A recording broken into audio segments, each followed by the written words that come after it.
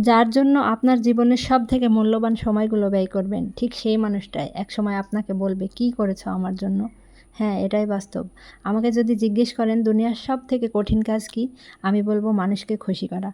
মানুষের চাহিদা পূরণ করতে, করতে দেখবেন নিজের আনন্দ, খুশি সবকিছু বিসর্জন দিয়ে দিবেন। কিন্তু দিন শেষে আপনি শূন্য। তাদের কাছে কোনো নাম পাবেন না।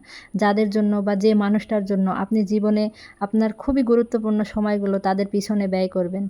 কিন্তু একটা সময়ের পরে গিয়ে সেই মানুষটা বা সেই মানুষগুলো আপনাকে বলবে, "কী করেছো আমার জন্য?" মানুষ কিন্তু জীবনে সবথেকে বেশি কষ্ট পায় তার আপনজনেদের কাছ থেকে, তার প্রিয়জনের কাছ থেকে।